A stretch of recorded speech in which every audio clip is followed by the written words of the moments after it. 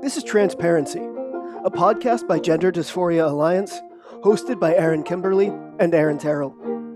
Each week we'll be joined by people who have personal or professional experience with gender dysphoria and physical transition. We'll also discuss how our trans experiences relate to the concept of gender identity. Join us for a compassionate yet heterodox approach to the question of trans. All right, welcome back to Transparency, everyone. I'm here with my co-host Aaron Terrell, and our guest today is our friend Sinead Watson.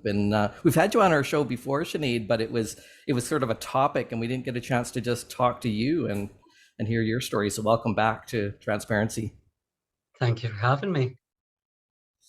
We normally, when we have a guest on, it's for the purpose of just getting to know their story, which we would love to do today. But I'd like to kind of provide some context for that as well, with what's happening in the UK with the closure of the Tavistock Gender Identity Service. I believe that the plan is to create regional centres to reduce wait time, so improved access to care, but also really changing the emphasis to psychotherapy and assessment for minors rather than quickly ushering them into a medical pathway.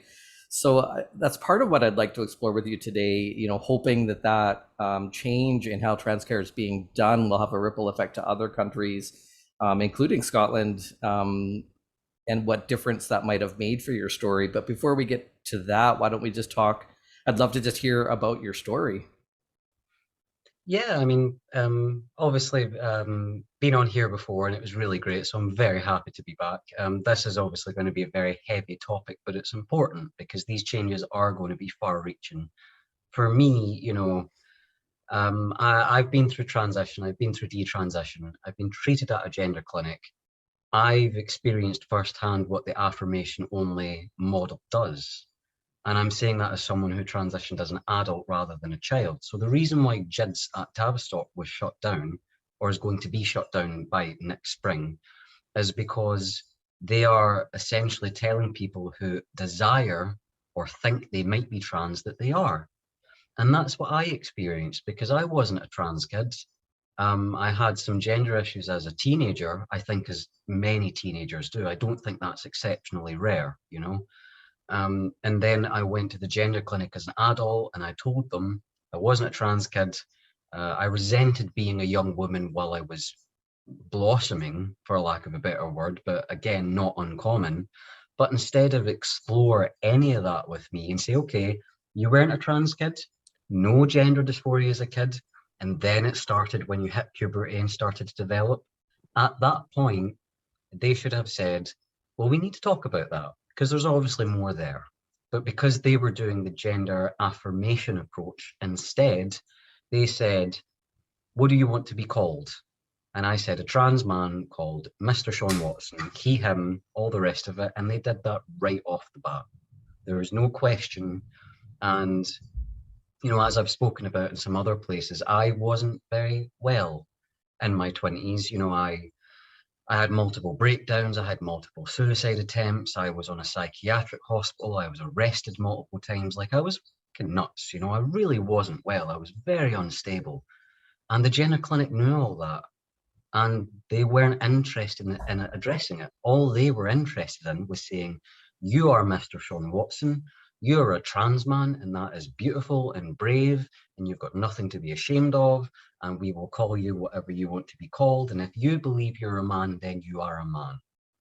And that was my experience. And so with GIDS shutting down in the UK, we now know from the Dr. Hilary Cass review, the full review isn't out yet, as you know, it's just the internal report. But what she has found is that a lot of these kids are turning up with comorbid conditions. A lot of them are on the autistic spectrum. A lot of them have abuse or trauma in their past.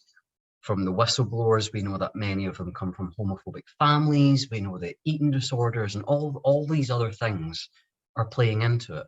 But when you go to a clinic that practices affirmation only, you won't get the holistic treatment that you deserve. You'll be affirmed, and if you regret it in detransition, well, fuck you. Your problem, not theirs. Yeah, it's really sending a message to people, perhaps indirectly, that a person can get these interventions for any reason imaginable, that there's no longer an expectation or requirement that a gender dysphoria diagnosis be made, that really anyone for any reason that shows up, as long as they seem reasonably able to consent to care, they're just being passed through. Well, that's what they're wanting to do with the gender recognition reforms in my home country, is they want to completely demedicalize it. They want it so that you don't even need to get a diagnosis of gender dysphoria, and that does bring about the big question. If what you have is gender dysphoria and it requires treatment, medical treatment in the form of, for example, cross-sex hormones, then how can you say it doesn't require a diagnosis? How can, on the one hand, you can say this isn't a mental health issue, but on the other hand, say the NHS has to pay for my treatment? So there's a lot of hypocrisy. A lot of it doesn't make sense. It's very clear to me that there are many activists in this country who want to take as much as they can get, but they don't want to give anything. So they want to say it's not a mental health condition, we're perfectly normal, it's innate, we're born this way, but they will ignore the complications with children. They will say that they don't need to get the medical diagnosis, and they will say that essentially, if you say that a biological male is a biological male, you should be arrested for a hate crime. That's how nuts it is here right now. We've kind of talked about what you were just talking about when we had you on for the WPATH panel, because that's what they're trying to do, as well as obviously what you're saying that Scotland's going for is demedicalizing the whole gender experience, if you will. And with that in mind, why should the NHS cover those treatments? Why should, in my country, insurance providers cover those treatments? What I'm curious about is so you're saying that when you were in the clinic, they were aware of your troubled, like your history and whatnot. Were they just kind of ignoring all that, or were they attributing it to gender dysphoria? Because that's what I see a lot of, is obviously, any mental health issue, any substance abuse issue, whatever it is, it's because of the gender dysphoria. We fix this, then all is well. Oh no, like that's very, very good question. I should probably have clarified that. They didn't ignore it. It did come up. Like they did ask, because they had my medical file, and they'd said, we can see that you were in a psychiatric unit. What was all that about? We can see that you've tried to take your own life. What was all that about? And of course, I was just saying to them, it's because I'm trans and I need to transition. And they were like, okay. So they didn't ignore it, but they did fully attribute all of my problems to the fact that I was trans. And so when it came to things like, well, actually, your first suicide attempt happened during a time when you weren't trans identified. But they didn't want to talk about that because that didn't fit the fact that I was there in the gender clinic to be treated as a trans man. So they, for the most part, I'd say they acknowledged everything, but they spent 5 minutes addressing it almost as if they had to, so they could put that in my notes. But there was no talk therapy. It sounds like you said the magic words of "it's because I'm trans."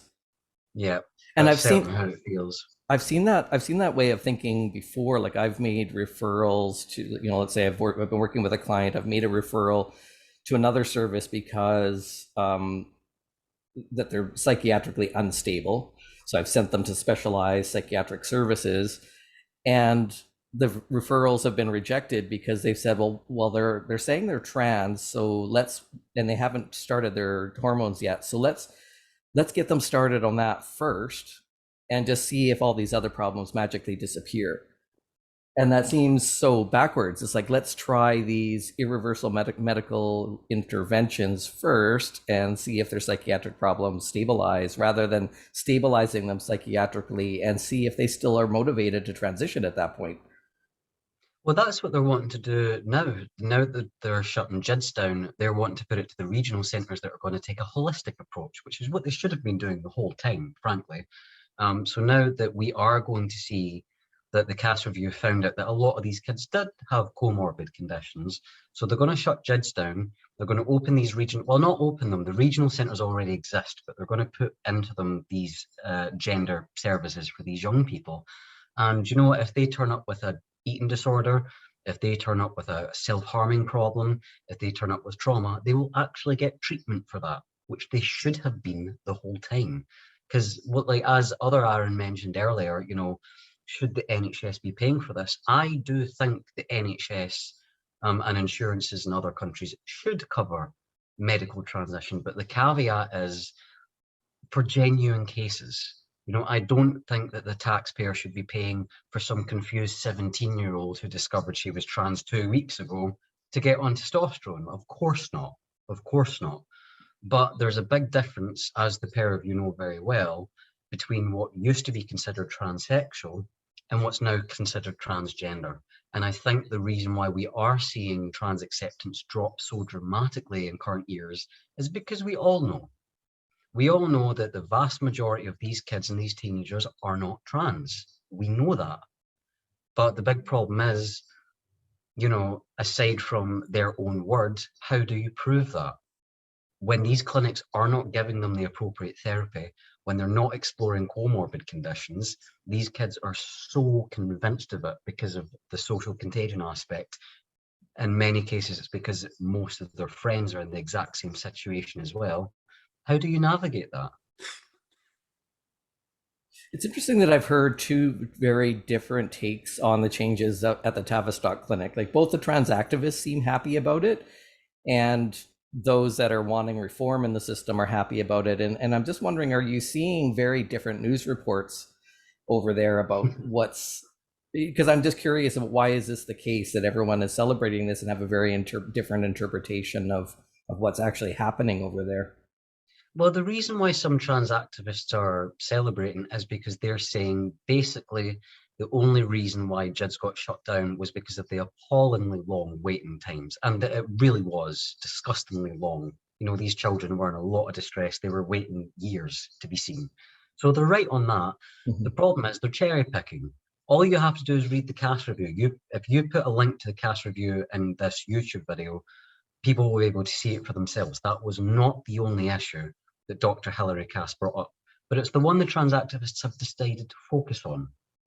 So for me, like, I've always spoken out against the waiting times. I don't think any patient for any condition should have to wait that long. I would preferably like to have these dysphoric kids seen as soon as possible. But the Cass review also called out the appalling data keeping, the absolutely lack of research, the fact that they couldn't tell you what puberty blockers were doing to the children they were giving it to, the fact that so many members of staff felt that the clinic had become ideologically captured, that dozens of them had walked out of the clinic. And then you had the Alison Bailey trial. Like, JIDS was a mess. It was an absolutely appalling mess. It was mistreating these children. It was experimenting on them. But the trans activists will ignore that and say, oh, it's because they had to wait a long time. Like, no. Yeah, they're calling it, one of the things I've heard them say is that it's just administrative problems. Yeah. It must be comforting to think of it that way, so as to ignore the fact that children were having their lives destroyed. Mm-hmm. You said I do feel very strongly about that, by the way. I don't know if I'll say things that might come off as very harsh, but I have very, very strong opinions about childhood transition.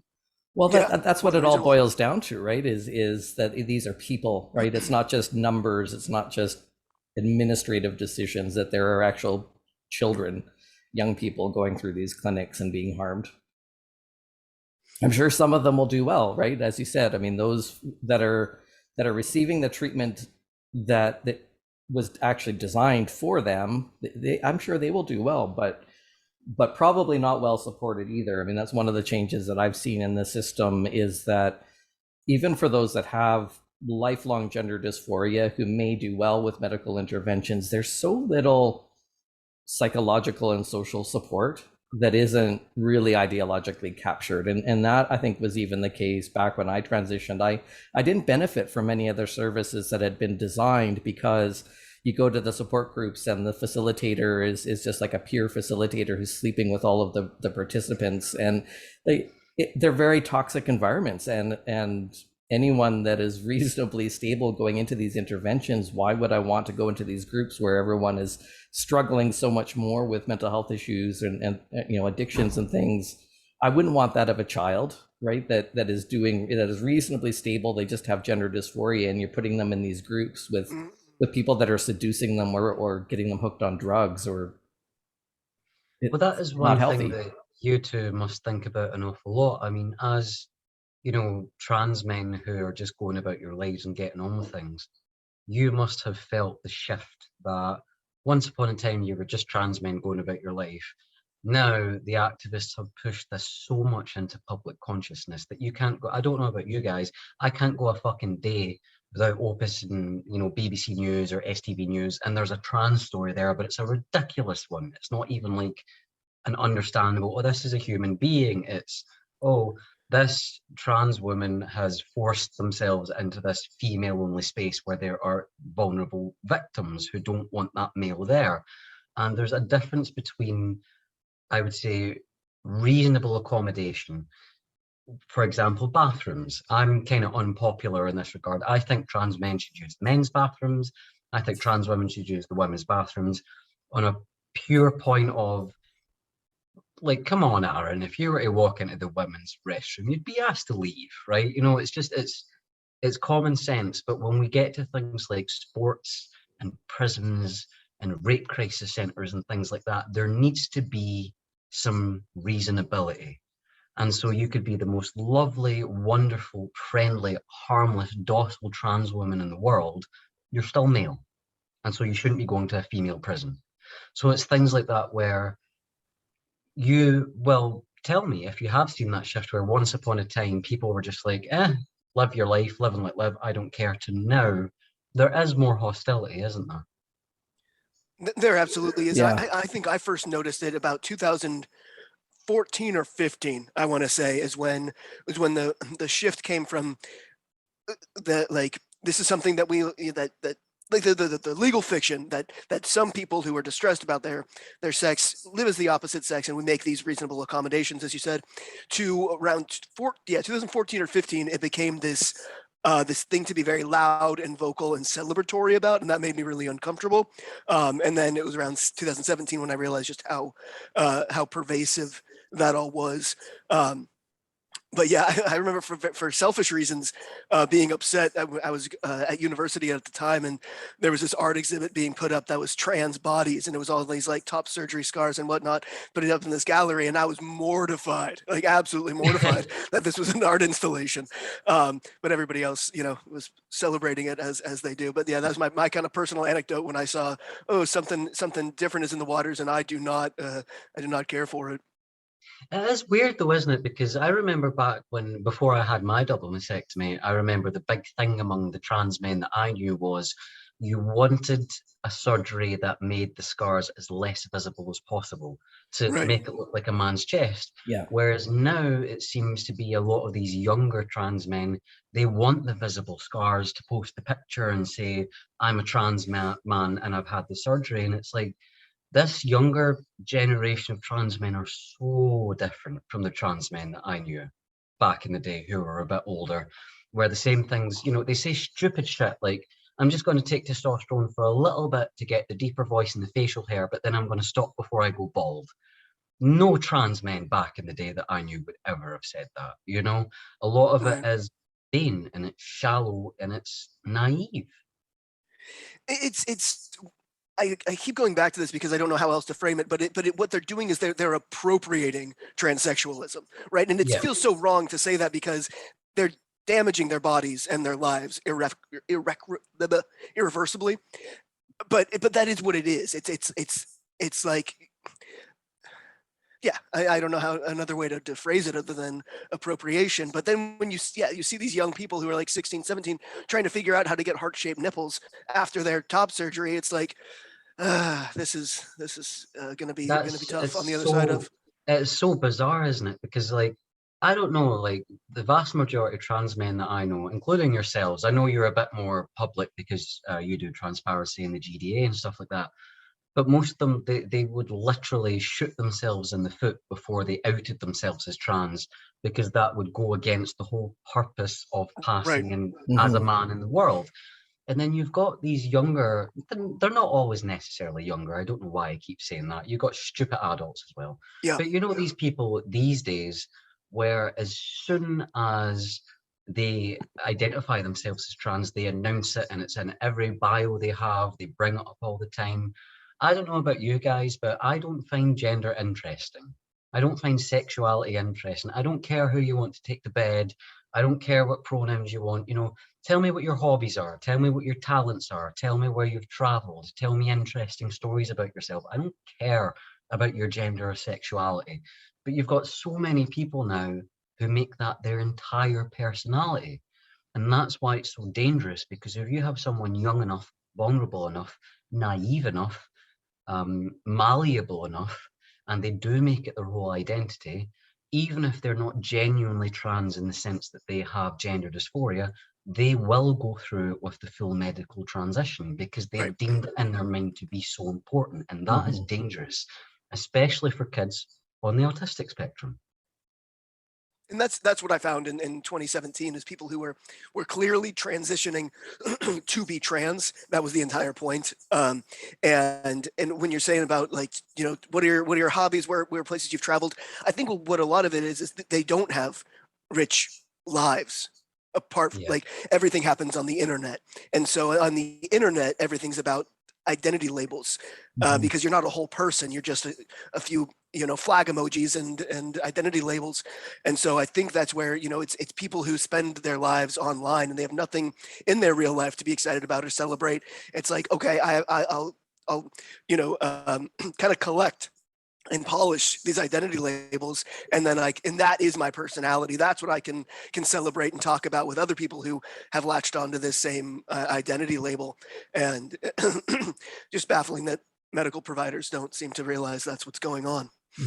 I mean, back when both of you, I know it was quite a while before I fell into it and stuff like that, but when you were going through transition and stuff, did you feel that, you know, transition was the most important thing about you and that it was the most interesting thing about you? Or do you think that's something that's very much a new trend? I think it's a new trend. I think it's always been there, probably. Aaron, you go back further and we're kind of more, I was never really, I used the internet to find the resources and to do the thing. And then I just kind of didn't, and I wasn't really in any support groups or anything like that. So, and I had a couple of trans friends, but yeah, I didn't know that much about it until very recently. But Aaron, you were kind of in the thick of it for a while. Yeah, it's the scale of it, I think, that's changed. I do remember, you know, back in the early 2000s, there were people that seemed to be kind of trans trenders and really wore trans as a badge. You know, like they really wanted to be visibly trans. But I'd say probably that mostly Judith Butler devotees, right? Yeah, it was mostly, yeah, they would all probably say that they were queer. Right. So that definitely existed, but it was the minority in the community at the time, and it seems like that cohort has grown and grown and grown and grown and drawn people into it, which, because it's a political movement would kind of suck as a political movement if it didn't grow, right? So it's meant to grow. That's what political movements do, but this is a political movement that requires body modification. That's what's so weird about it, because like you guys actually do have a word for it. I will try not to fuck it up. But back in like 2011, 2012, when I started going through my own stuff, the first group of trans men that I became in contact with had, let me see if I get it, autohomoerotic dysphoria. So you know, it was a group of biological females who their whole thing was they had no gender dysphoria prior to the current day, but then they started reading gay erotica and gay porn and started envisioning themselves as gay men in these relationships with these gay men, and they all started transitioning. And I remember probably a couple of years after that, I looked back on that and I was like, that's a bit fucked up, but we all do stuff like that when we're young. One of them, at least one of them, I've just found out is currently in politics right now as trans man.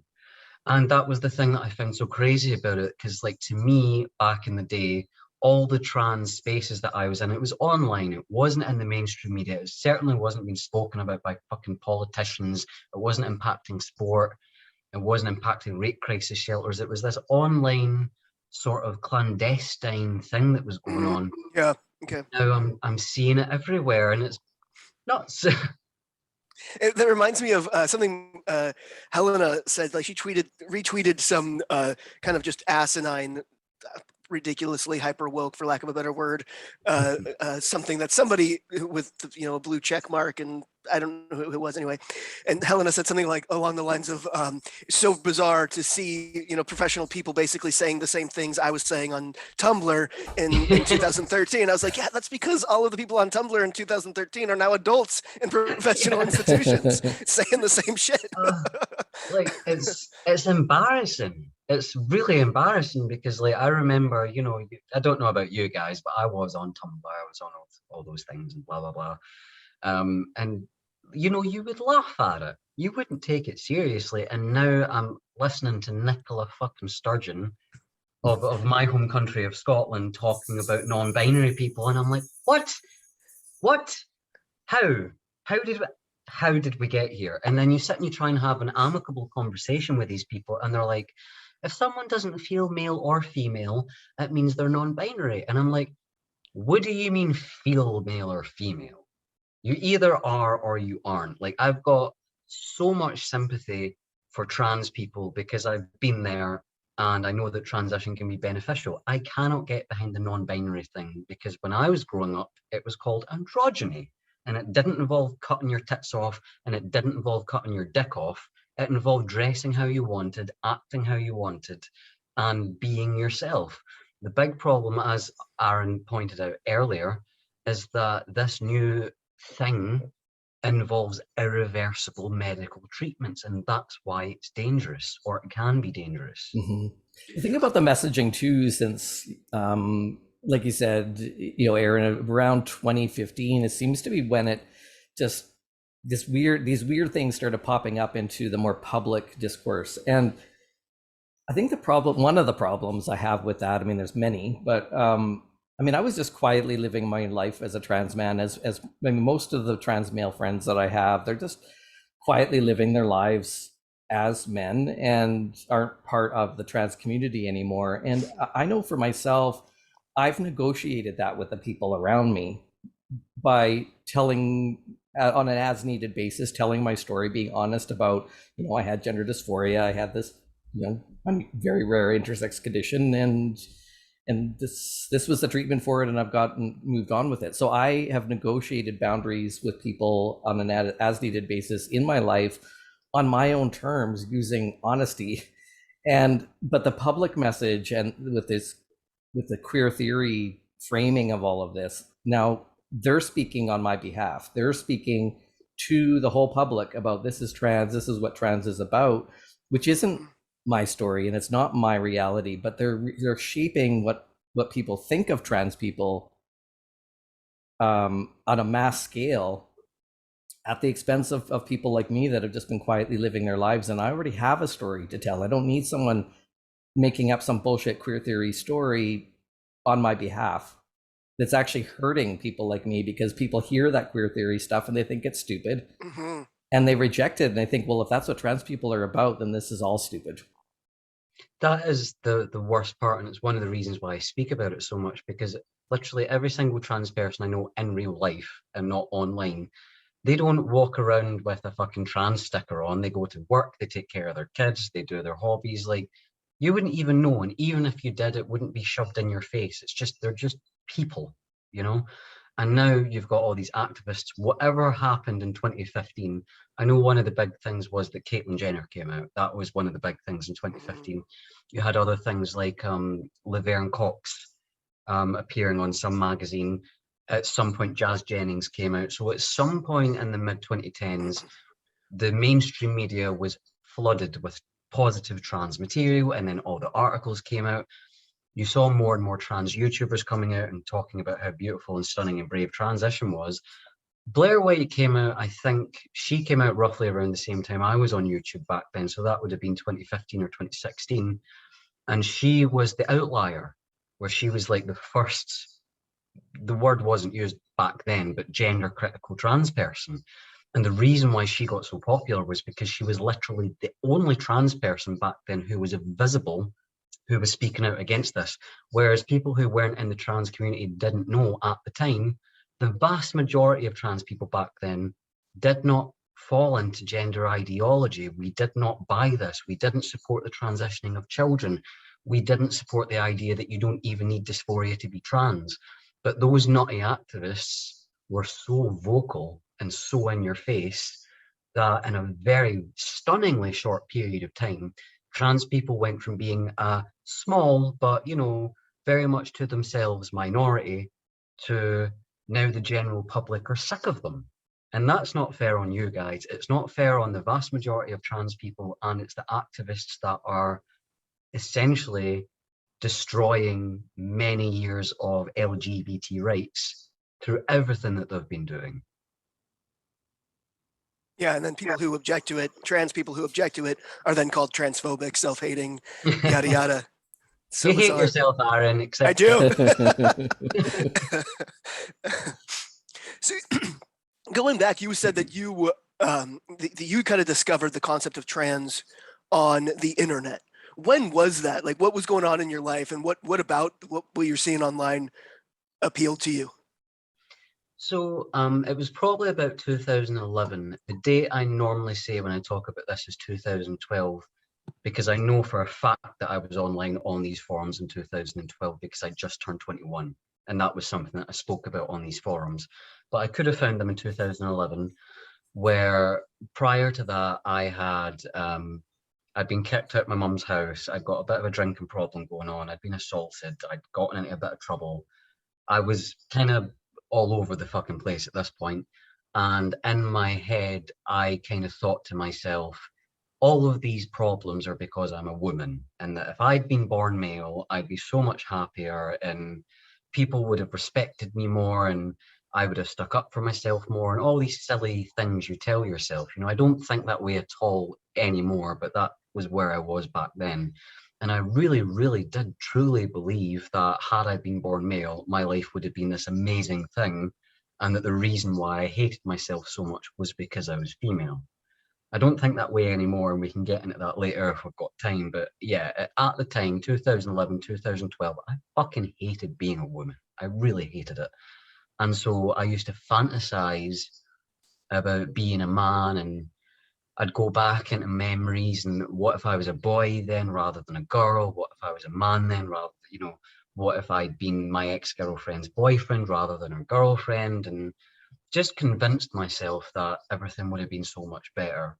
And it became an obsession. It became, I couldn't think about anything else. So I started Googling, because I recognized it was a problem. It's like, this is not a normal train of thought. So I started Googling, you know, I wish I was a man, or I fantasize about being a man, or I Googled penis envy.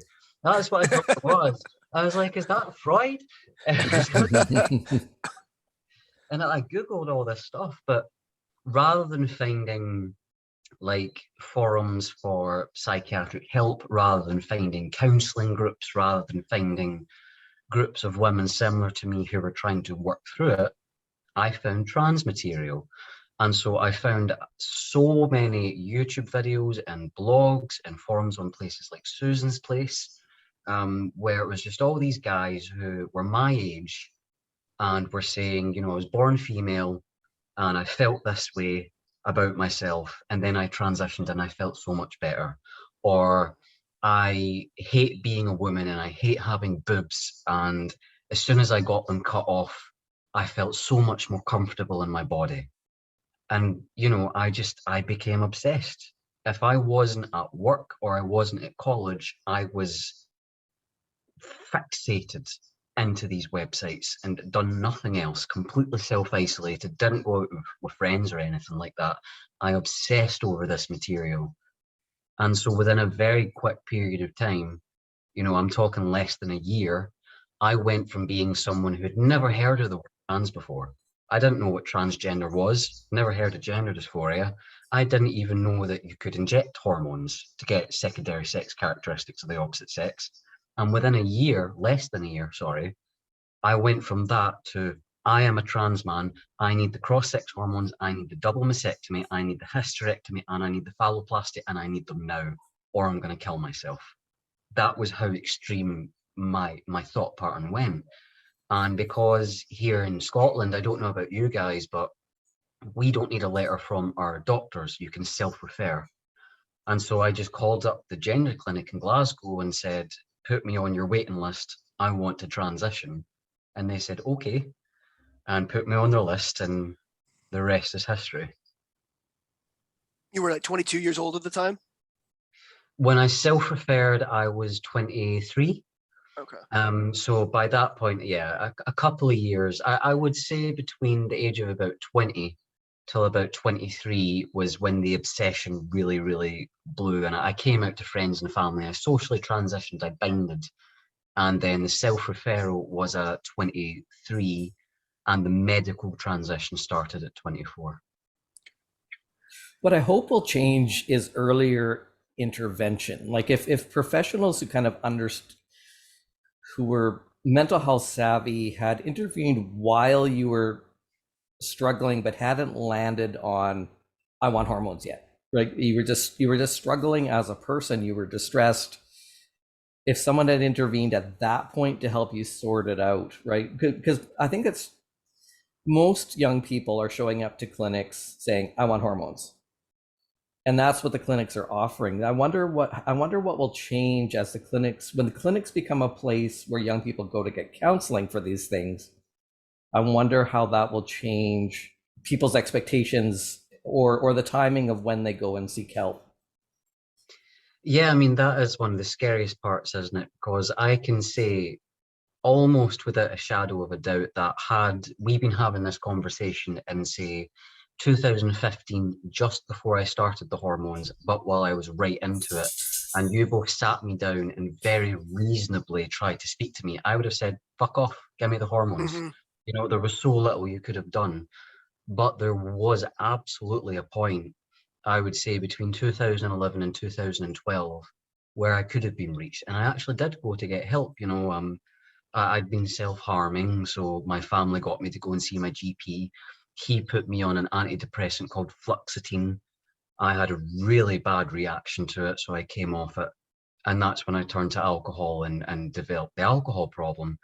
And rather than go back to therapy or try any other kind of medication or antidepressant, I thought, I'm just going to drink myself to death. And then when I did come to the opinion that I wanted to transition, I think at that point back in 2012, I could have been reached, but no one tried. And so the further and the further and the further that I went into it, there absolutely was a point, I'm sorry to say, especially because I know there's probably going to be parents with gender confused children listening to this, and this is not what you want to hear, but you certainly can get to a point where you're so far gone that you won't listen to reason. You convince yourself that you need this treatment, and no amount of reasonable talk therapy is going to stop you.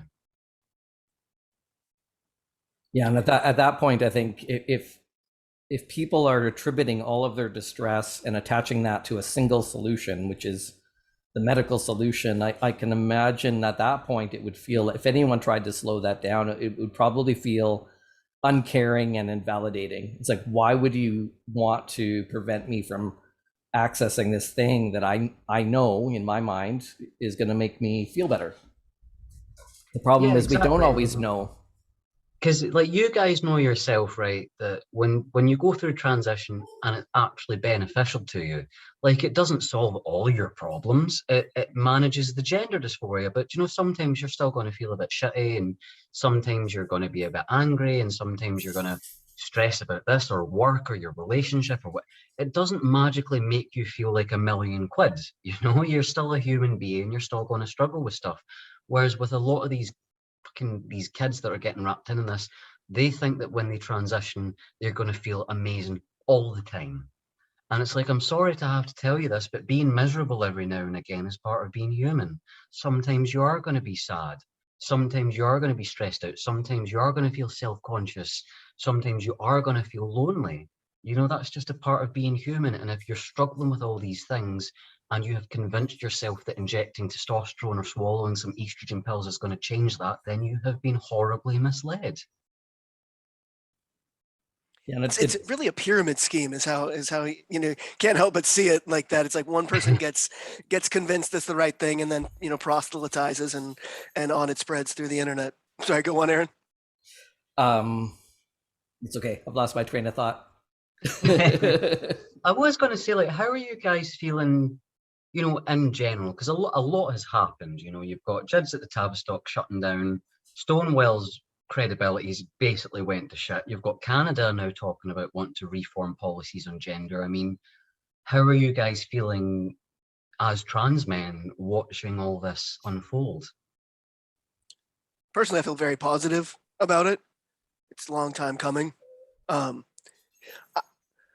think around 2019 is when I came to the opinion that medicalizing gender in general is going to have been a net loss for humanity. So my feeling has been for a long time is like the sooner we take it down, whatever that looks like, is going to be better than we are currently, or certainly better than we were a year ago. That's my feeling on it. I definitely want the changes to happen sooner rather than later. I mean, for two reasons. I mean, one, just to for the kids who would be harmed by what we're doing now, but also because, as we were saying earlier, I mean, more and more and more hostility is building, and I would rather correct these problems now than let that hostility continue to escalate, because I do worry about the safety of myself and trans people in general if this isn't checked, and the really extreme activists continue to have the platform and drive us all right off a cliff. I mean, that is the thing, isn't it? Because, don't get me wrong, there's some times when I get dogpiled by trans activists and I get a bit fucking angry, and sometimes I speak very harshly. But I would never ever say that trans care should be removed, and I've never said that. And then when very prominent trans activists with a following 3 times the size of me says Sinead Watson wants trans care banned, it fucking pisses me off. And sometimes I lash out and I'm like, these fucking assholes, But then I remember that this is why we need to be careful about that, because these trans activists do not represent most trans people. I know you and other Aaron are very fortunate in that you pass, so that you would be able to move about life where people are just going to see you as dudes, right? They're not going to see you as trans men. What about the younger trans people who don't pass? And what risk are we putting on them? Because if we're bombarding the general public with information that the LGBTQ community is full of groomers, is full of all these people that are talking about trans toddlers, they're going to become hostile to them.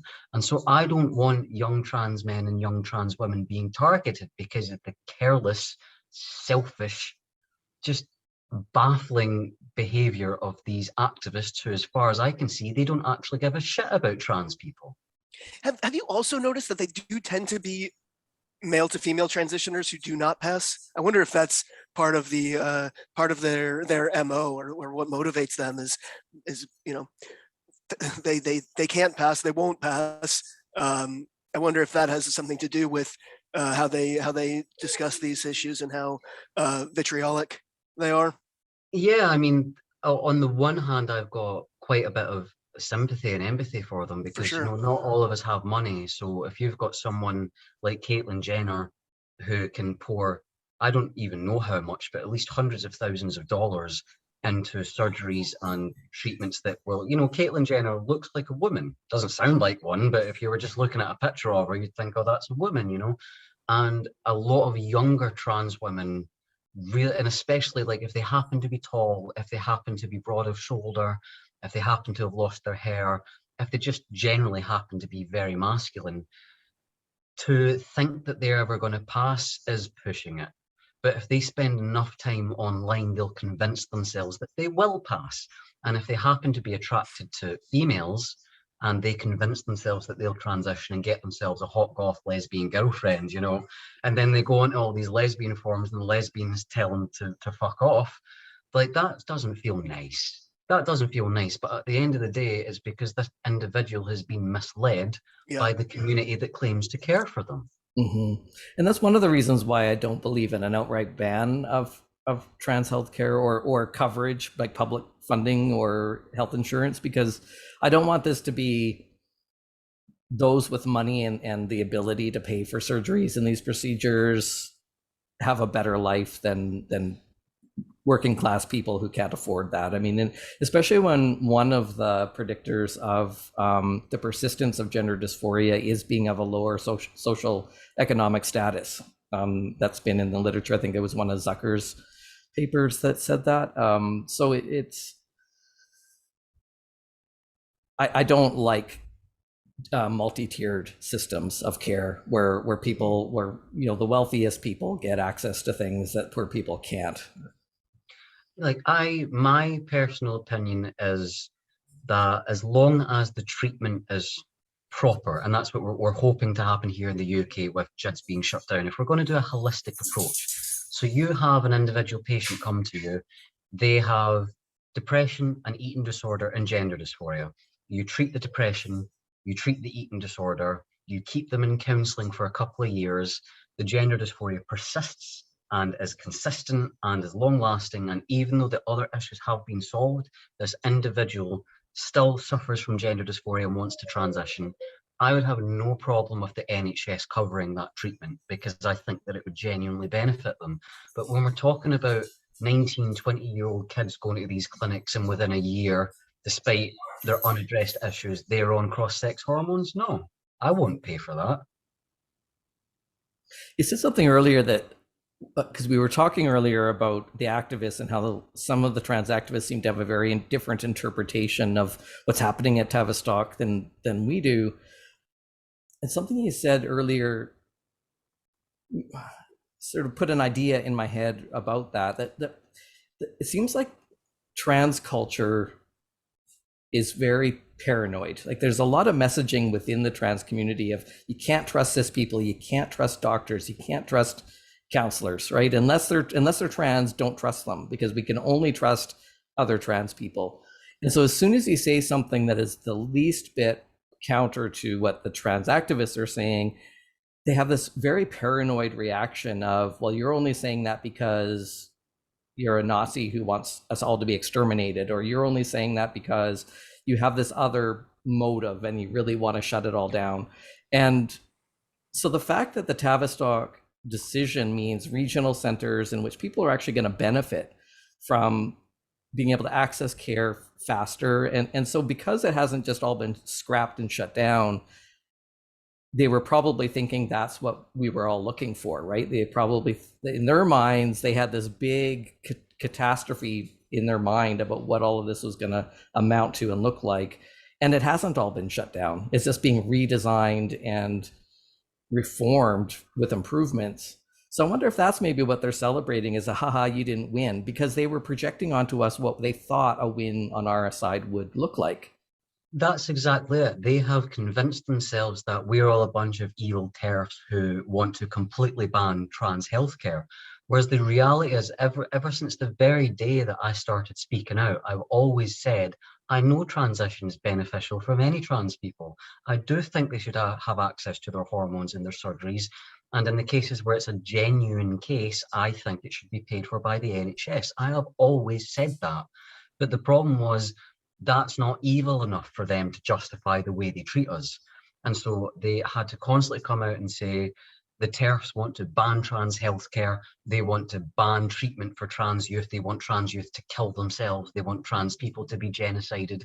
That's just ridiculous. Look, there are some genuinely nasty, quote, gender critical people that I do not like and who I genuinely would class as transphobic. But from what I've seen, they're few and far between. The vast majority of them genuinely are just really concerned about safeguarding. And so when the news came out that GIDS was shutting down and was going to be given the more holistic approach, we all celebrated because we don't want gender clinics shut down. We want them improved. But that doesn't line up with the evil picture that the activists are trying to paint of us. Mm-hmm. Which is fine. I mean, if we get to redesign the system and reform it and have all these, advance all these changes we want, and they celebrate it as their win, I'm okay. Everybody wins. Yeah. I'm okay with that. Yeah. I mean, what do you think will be the next big thing? Because like we've had a lot happening here in the UK, like it wasn't even just JIDs. We've had Dr. Weberly made a complete cunt of herself and got signed off. We've had Alison Bailey, we've had Maya Forstater, we've had JID shutdowns. My clinic, Sandyford's currently under fire. Stonewall's made an ass of itself, and Mermaids look like it's going to follow. Like, what do you think is the next big thing that's coming? I hope the big institutions pushing the ideology will fall.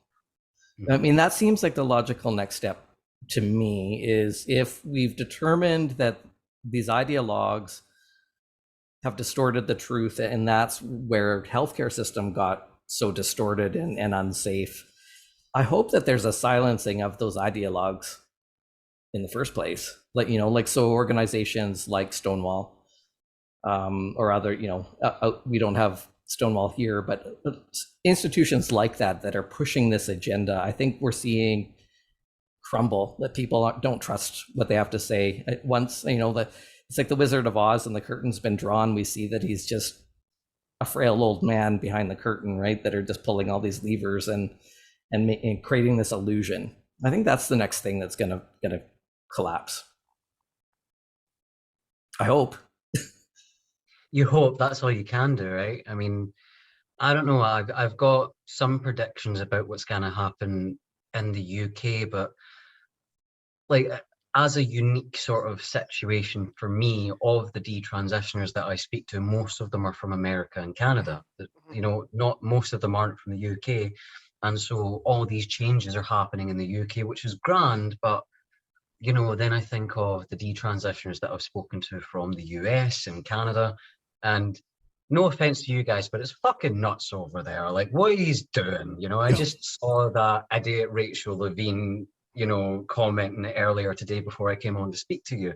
Like, is there anything happening in America or Canada right now that seems to be giving hope to what's happening there?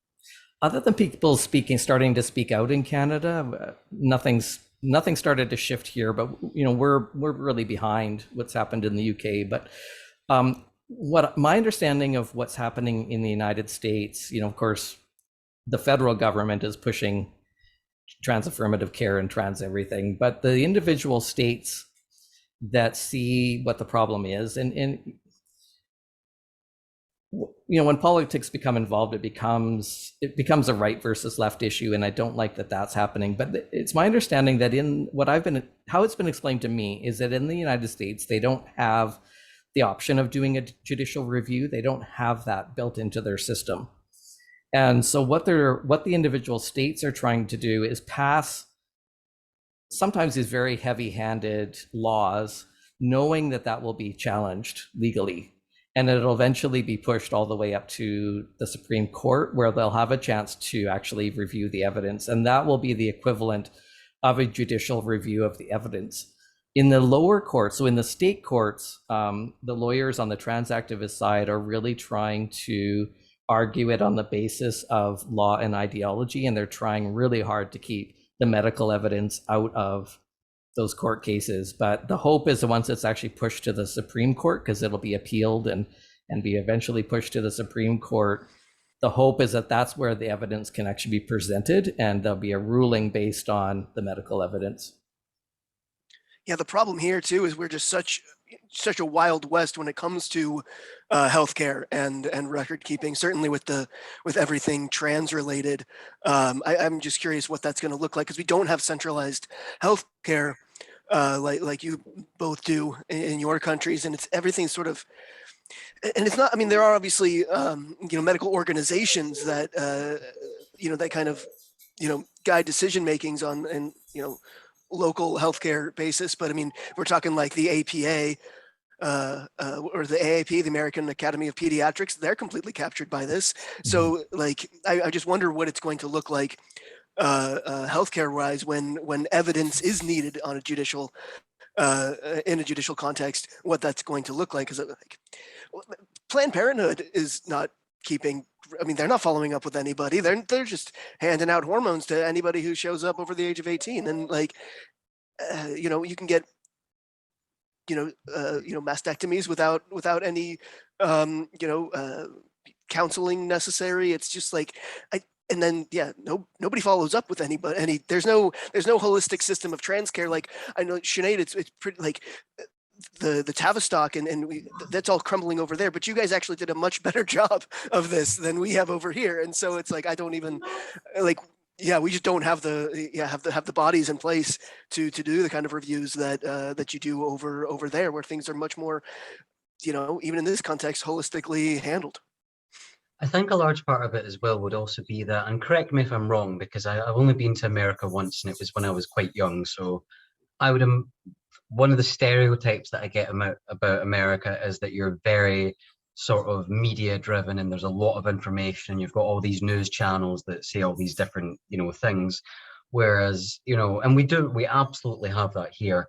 But I feel that we're not as bombarded quite as much as you guys are with the positive trans is beautiful, trans women are women, trans men are men type of thing.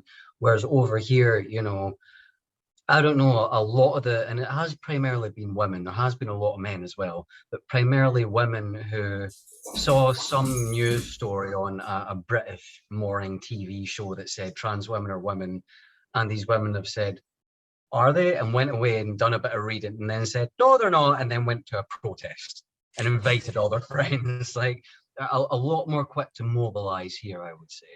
I definitely agree with that. And also you guys aren't as politically polarized as we are. And so it's like, it's safe to, despite the veracity of the trans activists even there as well, it's still like, you guys are still grounded in reality in a way that in North America, we don't seem to be.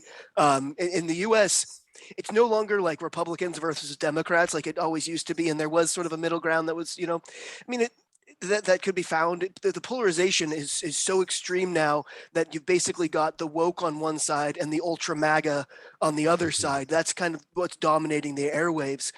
And it's just neither of which are grounded in any semblance of reality. And it's all emotionally driven. And, obviously on this side, this debate is polarized as well, where you've got, there's no such thing as biological sex, and then, they're trying to groom your kids. It's like, nobody's coming at this from a reasonable place on this side of the pond is what it looks like. And Canada's very influenced by American media because we're your closest neighbor. So we have a couple of Canadian newspapers and TV stations, but the rest of our media input is American. So we're not as polarized as Americans, but we're certainly becoming influenced and becoming more polarized because of the influence of American media. Drinking the same water. Even over here, we get American media pumped in over here because of the internet now.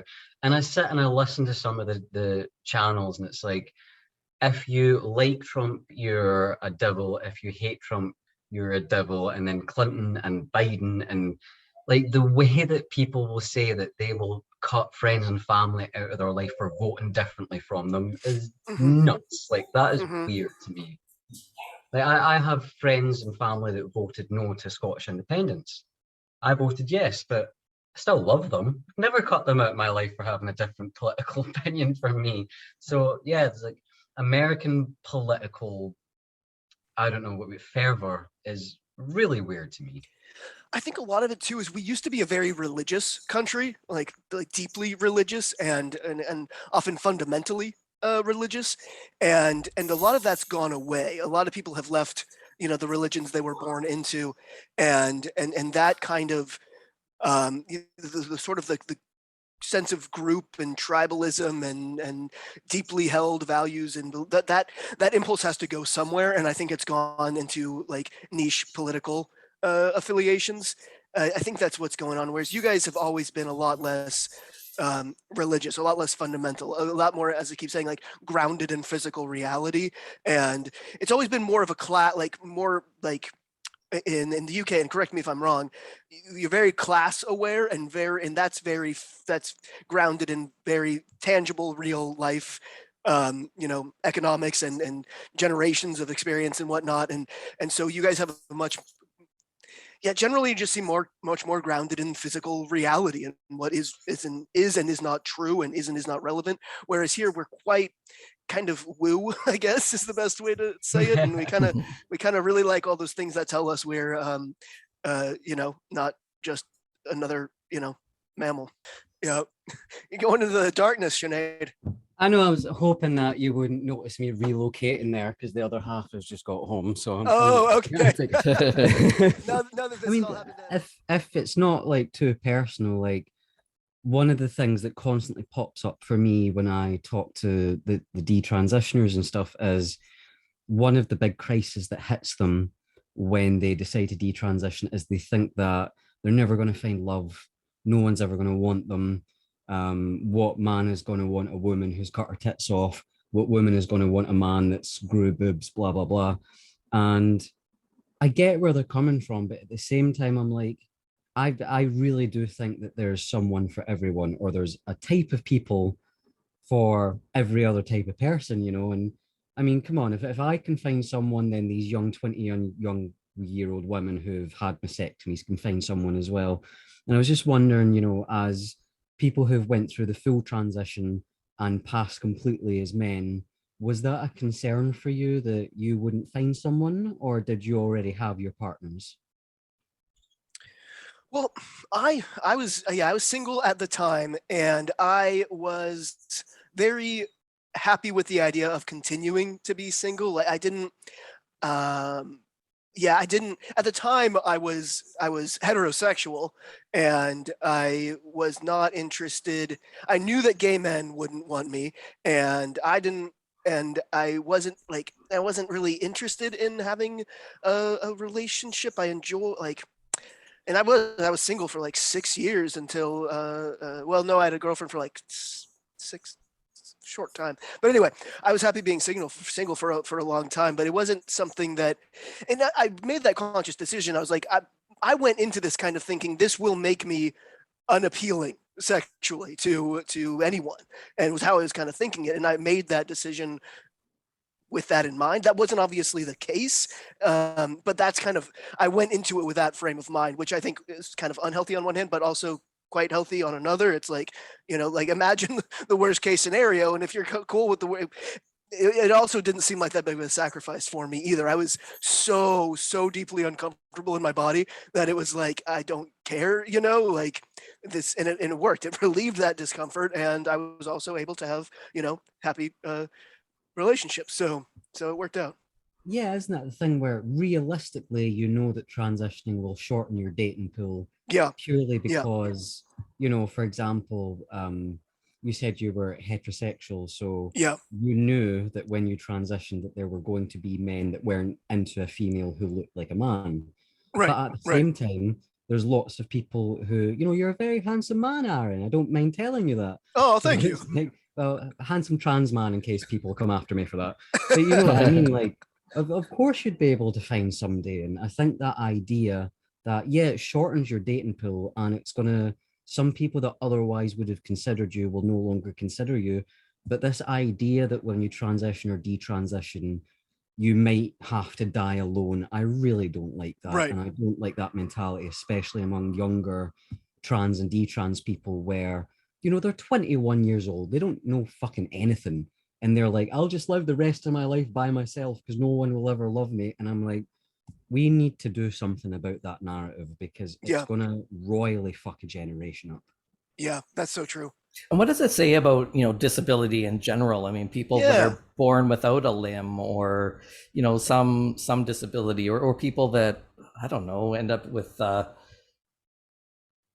cancer and end up with like a colostomy bag or something. I mean, they go through periods of feeling like I'm unattractive. No one's ever going to love me. And I mean, I would say that at some point, I don't know what the percentages are, but it's at some point, most of us have something about us, as we age and develop different conditions or illnesses of some kind. It's not uncommon for people to be different, right? And have different bodies.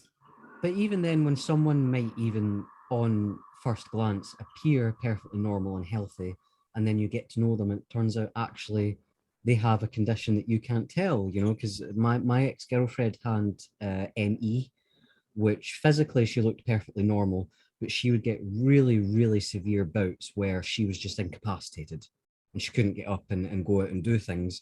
That didn't make me love her any less, And so I think where if you're so convinced that you need to be a model to find love, that is a problem, and it is largely guided by the internet, where, as you've all heard so many times before, people don't post normal pictures of themselves anymore. It's all filtered and it's a lie. I think freckles are lovely. I happen to find wrinkles very attractive on a man. There's lots of these little imperfections that people are not forced, but force themselves to hide up. And I think for a lot of trans and detrans people, a big one would be for trans women, they get really self-conscious about their height. Whereas there's lots of guys out there and lots of lesbians out there that love tall people, And for detrans women, they get really self-conscious about the not having boobs anymore. It's like there's plenty of people out there that prefer a flat chest, So you really need to stop thinking that you need to be this ideal to find happiness, because it's not good for you and it's not good for the people that are going to be swallowing this narrative. Good point. Absolutely. Like, I'll say something encouraging at some point during this conversation, but I don't know what. So I hope. No, that was great, and I think like you being obviously very visible and vocal, like you're in a relationship, very happy relationship. Like Grace, right? She's with the same man through her transition, and now they're married. And I think that's like having people like yourselves, just talking about your relationships and your lives after transition is going to be very helpful to people who are, grappling with that decision and what it'll look like for them on the other side. Yeah, I mean, I'm kind of a little bit different from Grace, I think, because I'm pretty sure Grace met her husband, now husband. Congratulations, Grace. While she just before transition. Whereas I met my boyfriend as a trans man, and I thought he thought of himself as a gay man. And then when we reconnected after detransition, I was like, he's not going to be interested in me. Then it turns out he's a filthy bisexual, so it didn't matter anyway. It's like one of those things where I was like, do I need to get reconstruction? Do I need to wear makeup? Do I need to wear a wig to hide my wee baldy bit? Or all these things. And I was so self-conscious, but you know what? I did not have to be, because when I brought all this up to him one night after a few too many bottles of wine, he was like, I wouldn't have started dating you if I had a problem with the way you are now. You don't have to change yourself at all. At all. Like, it doesn't bother me. And I think you'll find that there are shallow people out there. There are vain people out there. Obviously, there's going to be gay men who aren't going to date a trans man. There's going to be lesbians who won't date a trans woman. But ultimately, there's going to be someone out there for everyone. And you might say that's so cliche, it's so silly, but the vast majority of the trans and detrans people that I know are in happy, healthy relationships. So it really isn't as bad as some, because you know what it's like when you get in your mind like that. Because Aaron, I was very similar to you in that when I was going through transition, I was like, I don't mind never being with anyone, because I didn't, until testosterone, I didn't have a sex drive anyway. So I was like, I don't care if no one's ever going to want me. And then testosterone plummeted my libido through the roof. And I was like, oh my God, no one's ever going to want me. And then I found the love of my life and it worked out, So it's sometimes life is shit and it kicks you down and you think a lot of really nasty things about yourself. But ultimately, I think when you get on in life and you're not some lost teenager, you meet enough people and you experience enough personalities where you realize that literally anything is possible. I really, really do think that. And maybe people think that sounds naive, but I'm telling you right now, like if I can find someone, fucking anyone can. Anyone can. So I would say that to the young, because on the detrans subreddit, a really popular post that comes up is no one's ever going to want me because of X. No one's ever going to want me because of Y. A big one is when they get the hysterectomy, what man's going to want a woman that can't give them children? And it's like, I know so many men who don't want babies, you know? So there really, really is an opportunity for you out there. So don't get lost in that despair because it's not worth it. Think of how many people I've met in the past who have these very unique sort of personality quirks that they seem like they're a one in a million, right? They just have these characteristics or interests that are just seem so unique to them. But even them are often in relationships, and it's like, how did you find the one other? Is it the one other person in the world that has this unique, personality quirk? And they're in the ones I'm thinking of are in long-term relationships. So it definitely happens. What would you say to younger trans men right now who have been battered over the head with this idea that, for example, trans men are real men, and so if a gay man says no to you, that means that they're a bigot, or things like, just hitting them over the head with queer theory and putting all these ideas into their head, because it's easy to go with that type of thing when you're just online. But then when you go out into the real world, things are going to change, right? And so there's going to be a lot of young trans men who have been inculcated with this idea online, and they're going to go out into the real world, and a lot of those experiences are going to be a bit of a wake-up call. What would you sort of say to them and how to navigate that type of thing? My only advice is get offline and get out into the real world as soon as possible.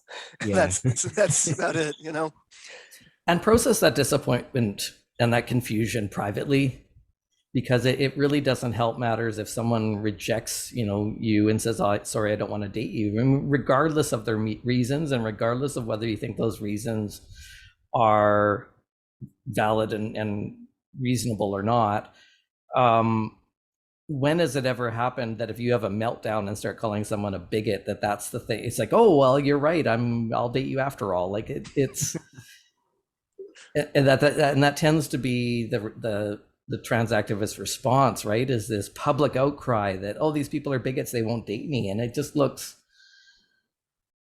that doesn't feel good for anyone on the receiving end. Like if someone hit on you in a bar and you said, "No, sorry, I'm not interested," and they had a meltdown and started screaming at you that you're a bigot, it doesn't endear you to that person.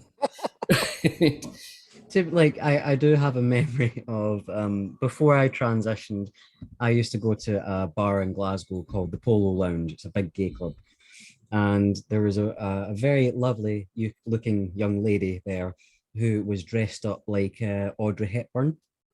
And so I quite like Audrey Hepburn. So I went up to her and I was like, "Can I buy you a drink?" And she was like, she looked me up and down and she was like, "I don't think so." And she walked away from me. So I went back to my table with my friends and like pity drank the whole night, like, "Oh my God, I'm so ugly." But then it was like, what would I have wanted her to say? Like, "You're not my type and I'm not interested, but I'll force myself to be with you to make you feel better." Like, I wouldn't want that either. Like, why would you want someone to be intimate with you against their will? Why?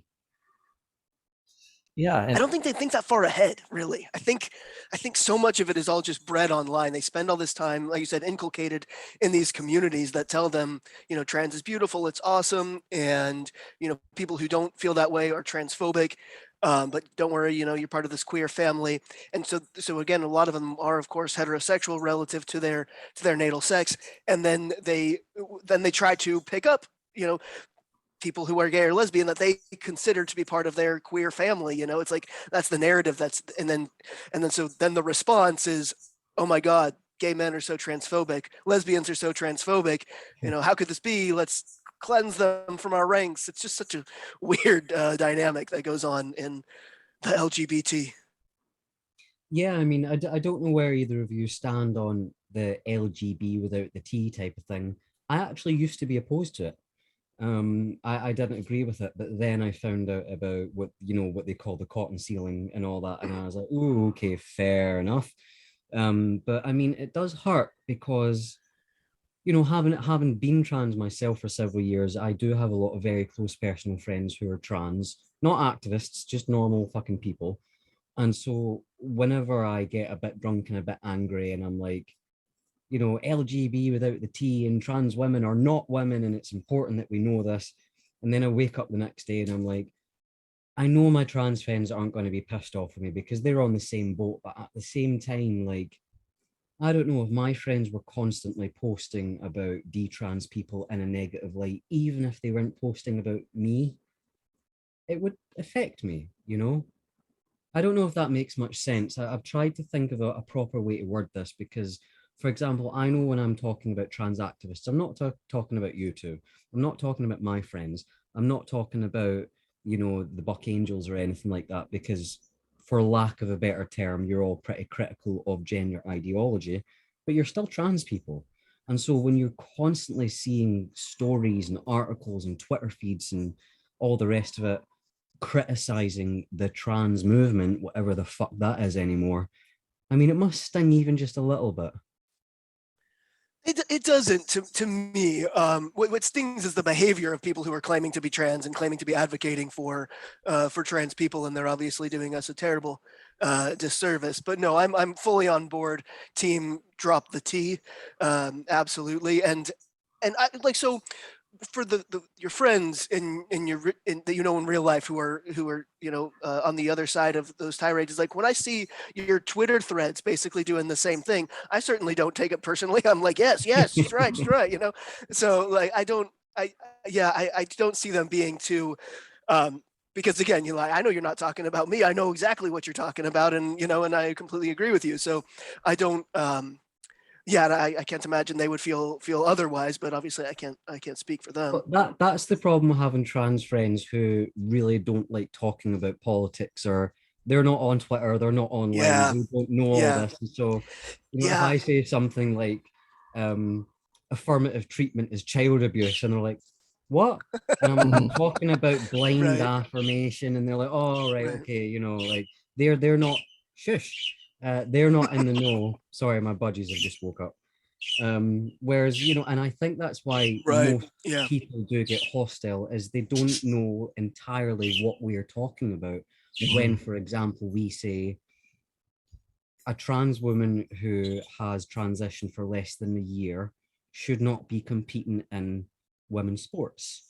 And for most people who don't know that, actually, even if they went in transition for a good couple of years, they still have that advantage because they've been fed the belief that trans women are women. So there is no advantage. And so as far as they're concerned, that's just bigotry. And it's like, actually, no, when you look at the science, because they went through a male puberty, they have an unfair advantage, which is why they should not compete. That's not bigotry, that's protecting the fairness and dignity of women's sports. Mhm. So it really depends how much knowledge a certain individual has with how defensive and angry they're going to get at what you say.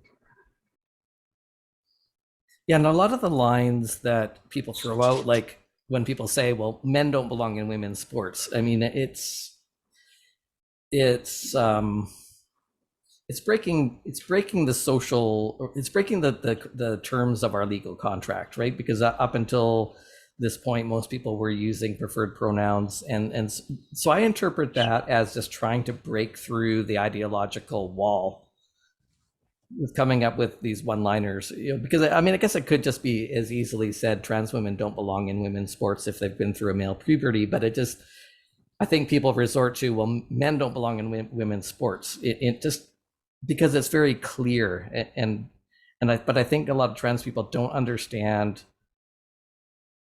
They don't understand that the vast majority of what's being said is actually anti-ideology. It's not really anti-trans person. Exactly. And that's kind of everything that I base everything that I speak on. It's not about trans people, it's about the ideology. Because in my experience, the vast majority of the people pushing this aren't even trans themselves, they're allies. hmm You know, they're these people who they're like, trans women are women, trans men are men, lesbians who don't suck trans women's dicks are bigoted. And then you go to their profile and they've got cis in there. And I'm like, what? You know what? Why? And then the people like Dr. Jack Turban, people like that who throw themselves out there, some kind of beacon of knowledge that is a titan of protecting trans people. And it's like Jack Turban would sooner block a trans person like Debbie Hayton than listen to genuine concerns. And so I don't have any fucking time or patience for these non-trans allies that would throw actual trans people under the bus to the detriment of the reputation and potential safety of actual trans people. Like, it really fucking pisses me off. Bizarre. Mhm. Yeah, Turban blocked me for asking what gender dysphoria was. He blocked me for writing that letter to him, which he still hasn't responded to, by the way. And who else was I blocked by recently? I've been blocked by Owen Jones. I've been blocked by Rachel Levine, and I've been blocked by, what was the other one? The research paper. He done some stupid, ridiculous fucking paper. And then I posted in response with something that Dr. Robert DiMaggio had done, disproving the whole thing, and he blocked me. So it's things like that where how confident can you be in your belief system if you can't make minimum effort to defend it? Because I don't know about you guys, but when I'm challenged, unless it's an obvious troll, I make a point of defending myself. Yeah. But they can't. They know they can't, so they just block. Or another thing is, like, if they say the wrong word in defense of their previous statement, they run the risk of getting smeared by their own side, because it's just they have to carefully tailor each word and each tweet. So when you when you gotta speak about it in new words on the fly, it's like, oh, that's scary. Block. I think that could be a lot of it as well. Once upon a time, they could get away with that type of thing because what they're defending wasn't so absurd. But now, there's several trans accounts who hate follow me, who have followings 2, 3, 4 times the size of what I have. And I've watched them grow. And they've went from being I still disagreed with them, but reasonable enough in that they didn't deny biological reality. These same accounts now, 2.5 years later, are saying that trans women are literally female. And I'm like, okay, that's a hell of a claim to make. If you were simply saying that, trans women are male, but through social, legal, and medical transition, they can live such a life that they can experience misogyny. I think they can. That's one of the things I disagree with radical feminists on. I believe that passing trans women absolutely do experience misogyny. But to take it so far and say that you inject testosterone into a biological female for a couple of months and you magically transform her into a male, no, like, that's taking it too far. And I think they say it because they feel like they have to say it. I think that's, what is that condition where, I'm not sure what the word is I'm after, but it's essentially like each individual knows it's nonsense, but they have to say it because all the other people on their side who also silently know it's nonsense will cancel them if they say, like, it's like the silencing spiral or something along those lines. It's like everybody's afraid to think of it as like the emperor has no clothes. Right. We all see it for exactly what it is. Like, if I can sit and have a conversation with 2 trans men and say you can't change sex, then there's no reason why I shouldn't be able to have that same conversation with a bunch of non-trans activists without them losing their fucking heads and saying I'm trying to murder trans children. Like, I've literally had that said to me. But the emperor has no clothes. That Jon Stewart, before he went, sadly woke. I'm so sad that we lost Jon Stewart. But before that happened, he was on the podcast. What is it called? Smartless. And he was basically saying what we have today is that the emperor got the emperor has no clothes situation, but instead of when the little boy says, oh, he's naked, everybody goes, oh my God, you're right, ha ha ha. Everybody goes, get him out of here. And the little boy is evicted from the parade. Like, that's what we do now. It's so accurate. That's funny. Isn't it one of those things though where we have come a very long way? I don't know about you two, but if you'd said to me in 2019 that the cast review was going to get JIDS shut down, and that, for example, there was going to be mass cases coming forward, potentially suing these clinics, I would have said we're at least 5, but probably 10 off of that. Yet here we are 2 years later, and it's happening. And I don't know, like, I really, really hope that it doesn't go too far, because I don't want gender clinics shut down completely. But at the same time, this is encouraging. Yeah, it does seem to be accelerating, like just like exponentially, essentially. Because yeah, like you, it was 2 years ago I said that we're going to see the end of this within 5 to 10 years, and now I feel like we're going to see the end of this within 1 to 2 years. Oh yeah, just definitely. like with each event, we hurtle closer to the house of cards crumbling. Well, But yeah, but then what's that? The other big one is that we are starting to see more and more stories come out where, with documented evidence, we're seeing that they're performing gender affirming surgeries on minors. Yeah. 2 years ago, I knew that was happening because I was speaking to detransitioners who'd had their breasts removed when they were 15, but I didn't have any evidence. So I was often called a liar. Now they're coming forward with their own stories and posting their own documentations to prove this. In fact, who was it? It wasn't WPATH, was it? So someone has just come out and basically said, we have performed surgeries on 14 and 15-year-old girls. Their own words, you know? And so I think the more that happens, was it the Boston Children's Hospital? I think it was. But whoever that it was, sounds right.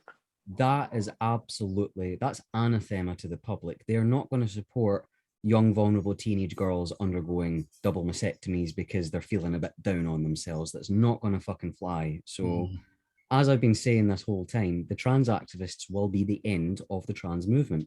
It won't be us. It won't be the TERFs. It won't be the gender criticals. It will be the trans activists. Yeah. 100%. Well, should we wrap up for today? Thanks so much, Sinead. It's been great to catch up with you and have a proper conversation. I know, I'm sorry that I had to relocate halfway through there because I'm looking at my little screen now and my angle is shit. I realize I've got that bright light behind me, but if I stayed downstairs, we wouldn't have been able to It's do all it. right. I think most of our listens are actually via the podcast anyway. Yeah. Not too many see the full visual. But yeah, but that's fine. If you guys are ever wanting to do a podcast about a particular topic, then I'll do my homework and happily join you and stuff like that. So always happy to talk to you whenever you want to. Wonderful. Awesome. You're great to have. Thanks, Sinead. Thanks. Have a great evening. Bye. Bye. Thanks for joining us for this episode of the Transparency Podcast. If you enjoy our content, please help out our algorithm by hitting like or subscribe. If you'd like to make a donation, follow the link to our PayPal account. On behalf of the Gender Dysphoria Alliance, thanks for your support.